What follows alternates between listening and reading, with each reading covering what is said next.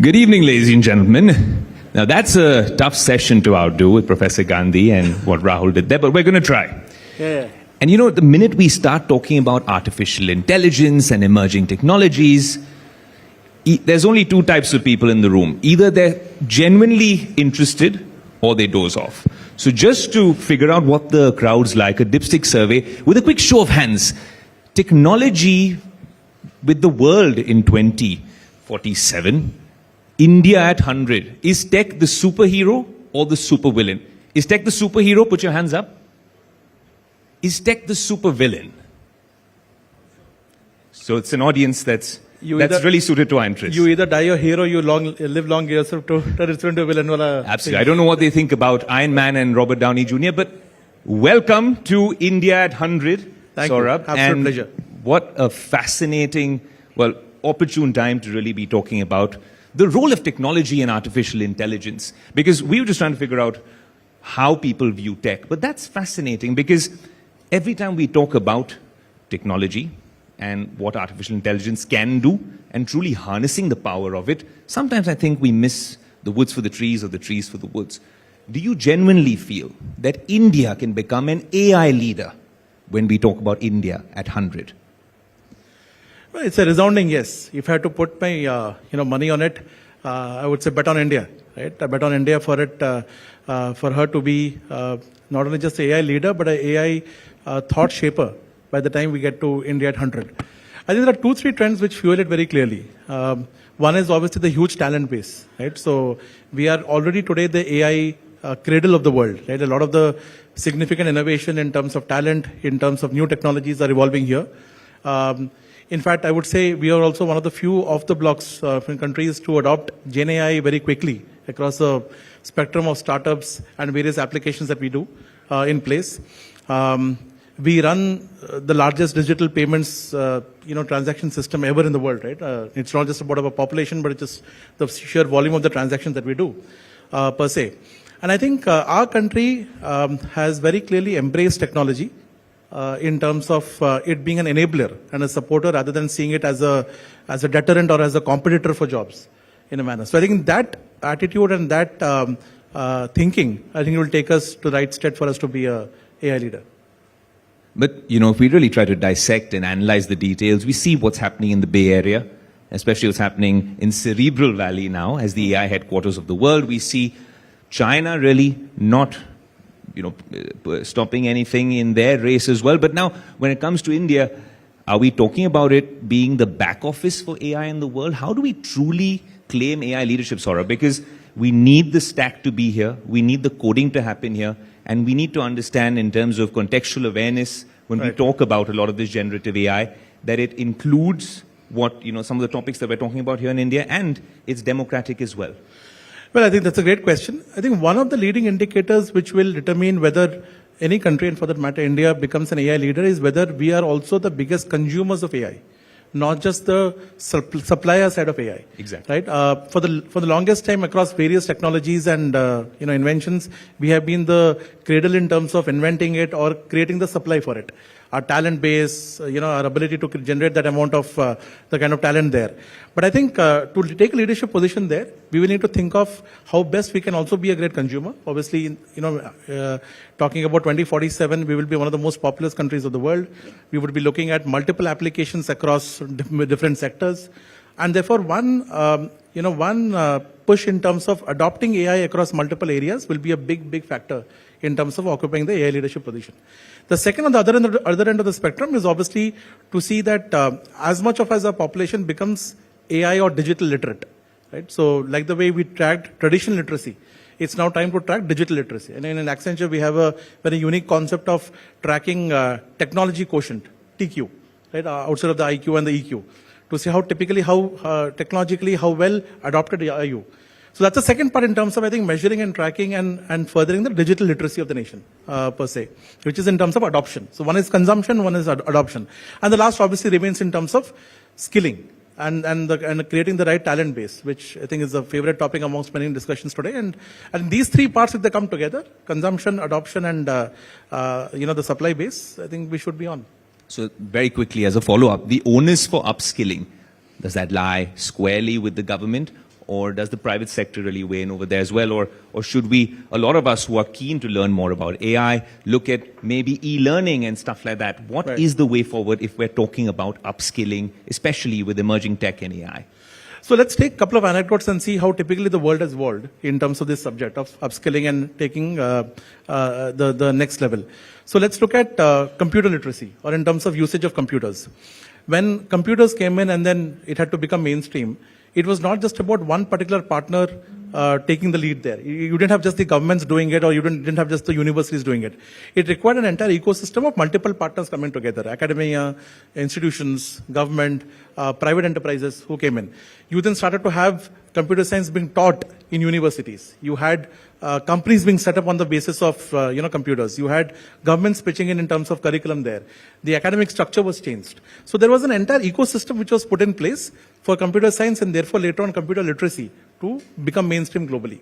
A similar approach will be required for AI. Therefore going forward, it has to be a true partnership between, obviously led by the government in many areas, because from a mass literacy adoption point of view, the government of any country will have to take those steps. And I think we are on the right path there.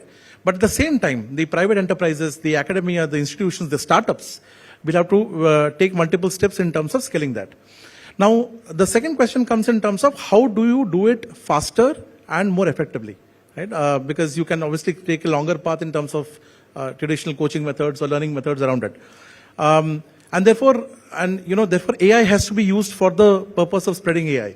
Right? So you use AI inherently in terms of developing platforms which can reach to people very fast. E-learning platforms, curated modules which are already created in terms of literacy modules on various digital platforms which can be disseminated very quickly.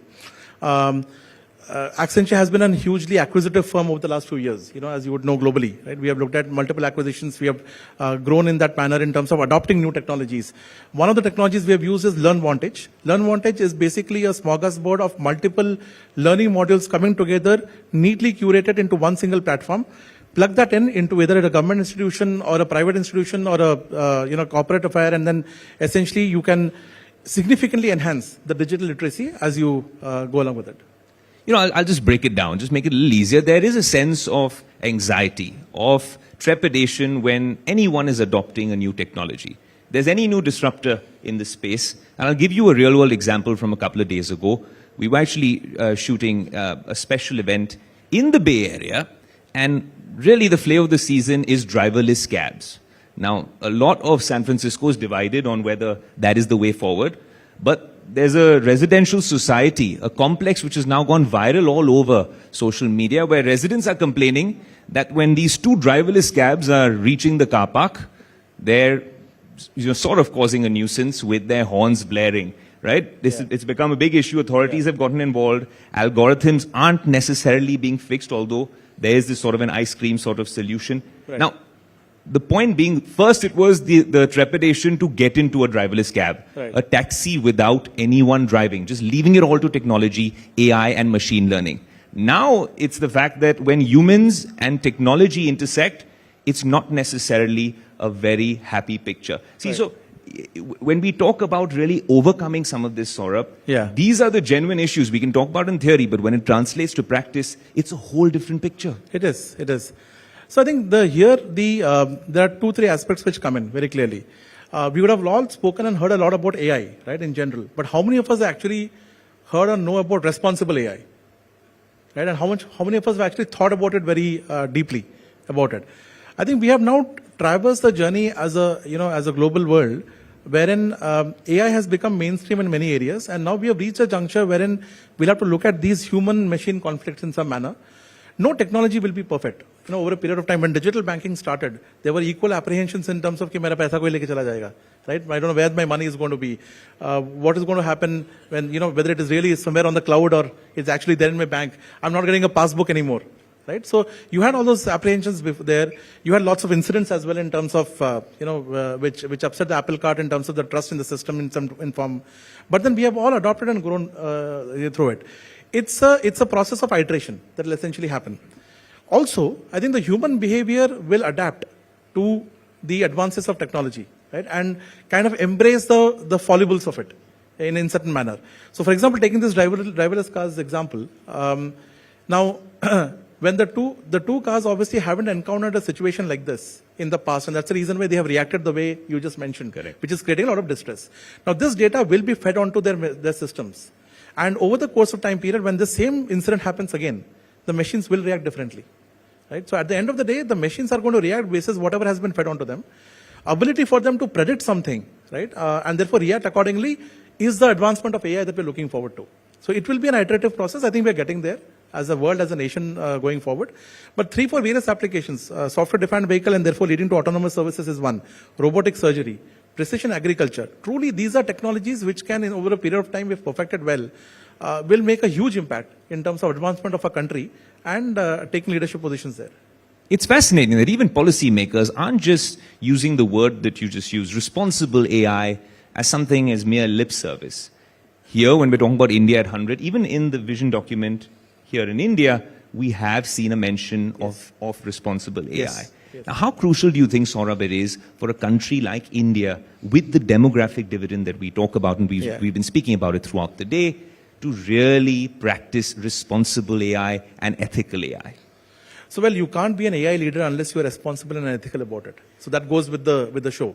Right? So you got to be responsible, you got to be ethical in the use of it, and more in terms of its policy making. So I think it's great news, I think right direction that the government has already in their India AI mission, in the Digital India framework, as well as in the Viksit Bharat 2047 framework, use the term, as well as I think in spirit adopted responsible and ethical AI as a means of achieving there. Now, it's important to therefore also understand and peel the layer a bit to understand what is responsible AI, right? So I think if you look at it there very clearly to say, am I first of all employing the right means in using AI, right? Am I therefore not, kind of impeding on somebody's personal space? Am I therefore using the right ecosystem to create the data around it? Second is when I use it for something, the outcome, whether that is something which is under the social laws, under regulatory frameworks around it. So it's not just the input, but also the output, which will essentially also come into play there in terms of the responsibly using it. But I think the most important factor here is ultimately it's a machine of the person who runs the AI and also the person or the machine which consumes the AI. In both the tali dono haath se bachni chahiye, equivalent, right? So both the areas have to be very cognizant of the framework and the rules that they operate in. My sense is, going forward, responsible AI will therefore be a very regulated, like the way we have banking, insurance, telecom sectors which are very regulated. AI as an industry will become a very regulated industry, and rightly so. And that is where the true meaning of responsible AI will really sink in.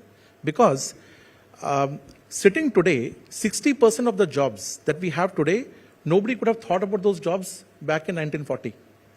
Right? So what emerging technologies will create jobs for by 2047, we can't even think of them right now, because the jobs will lead to next jobs, the next profiles, and so on and so forth. How those jobs and roles will translate into their usage can only be then put together in the right framework and structure, and that's where responsible AI will come in. Across Accenture's partner network and client network, especially here in India, we see a lot of interesting work happening in the FMCG space, in media, in banking, in auto as well. And the lines between tech and auto are blurring. I don't know if it's the Elon Musk effect. But what I want to understand from you is you spoke about jobs being impacted by this technology wave. And I like that you didn't say just AI, it's emerging tech, with all the entire gamut of everything that's coming our way. Is there a sense, or is there some level of concern amongst your clients and partners saying, how will this really impact our workforce? Will it augment existing workflows? What's the general sense like?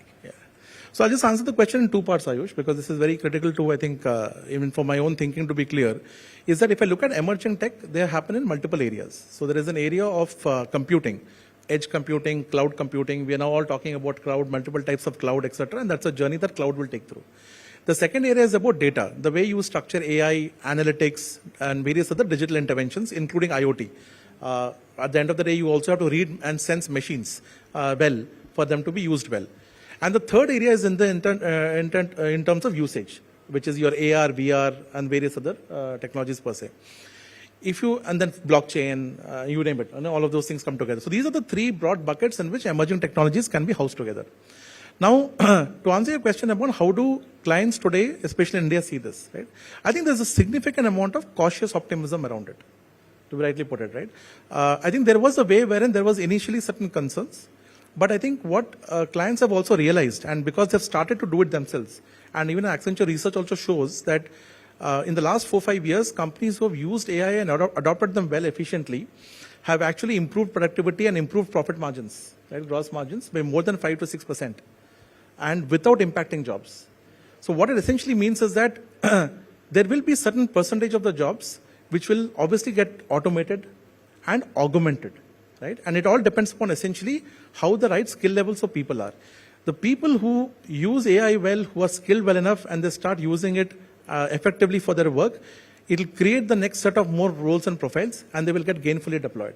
And that's, I think, the larger sentiment in the industry, that AI is going to be a significant enabler and a multiplier of jobs and roles going forward, rather than actually being a deterrent to it. So broadly, it's moved from being a concern to being a cautiously optimistic.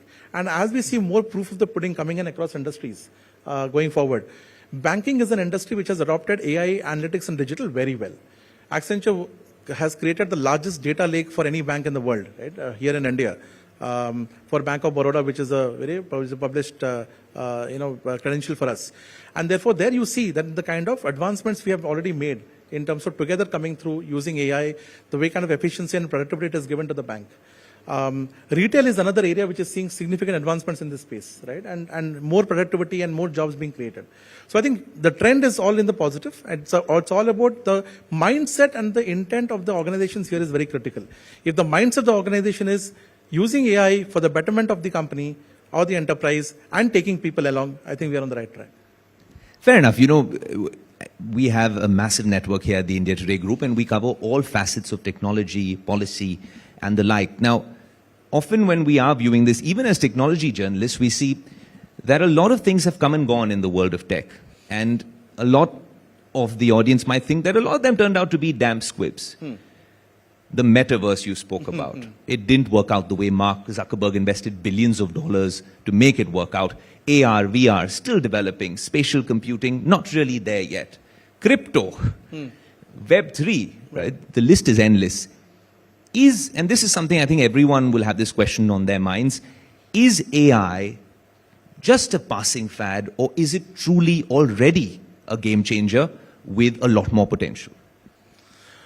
I think the answer is very palpable, because unlike the other technologies that you mentioned, right, which I think put a bit of the cart before the horse, right, wherein the technology was invented and probably we were then looking for use cases. We're looking for its usage. AI has always been built on the back of what we have been doing already and what we can do better. Right? How can we predict better? How can we forecast better? How can we anticipate challenges better? And therefore, it is a natural way of evolution. AI, therefore, is a technology which goes with the human way of evolution. It is not something which is force-fit into your life to say, okay, I've got this new, gadget, and then how do I use it, per se.